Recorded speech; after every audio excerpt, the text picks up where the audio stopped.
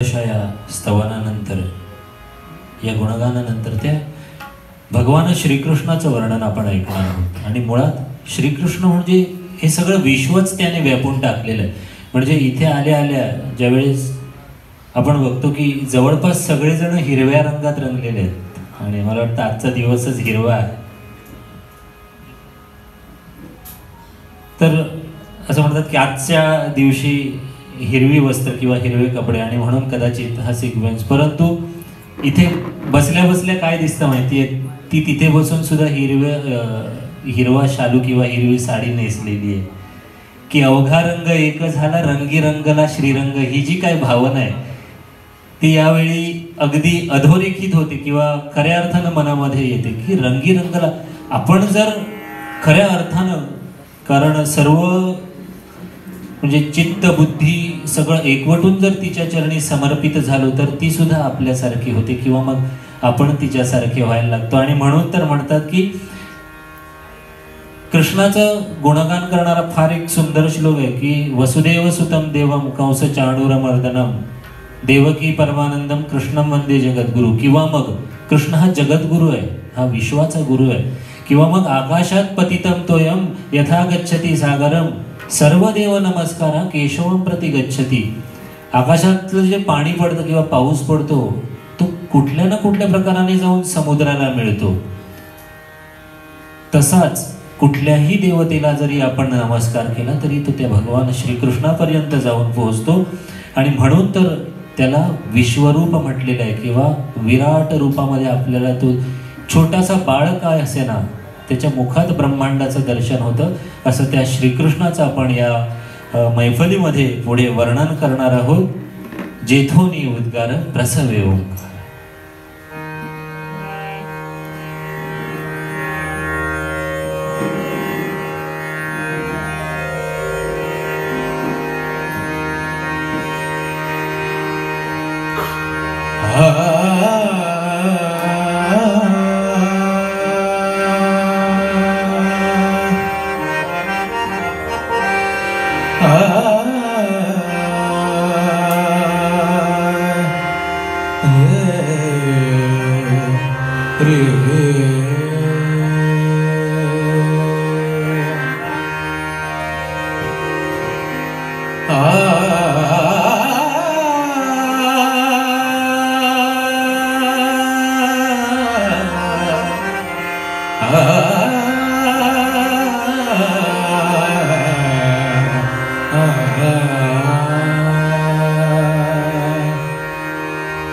ये तो हरी आमुचा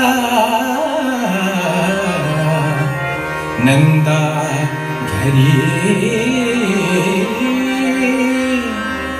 तो हरी आमुचा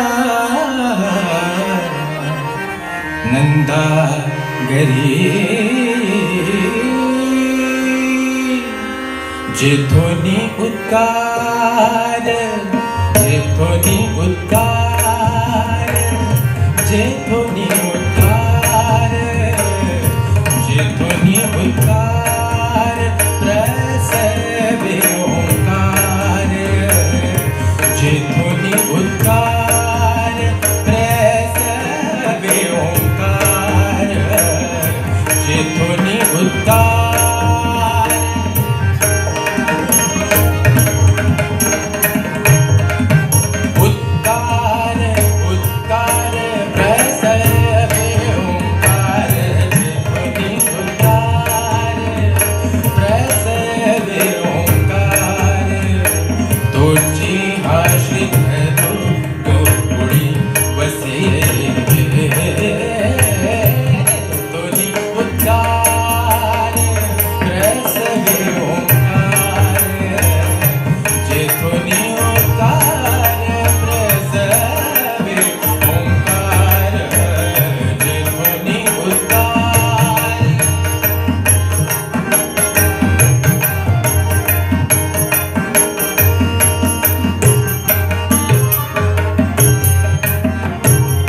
जनक हा जगाचा जीवन कसा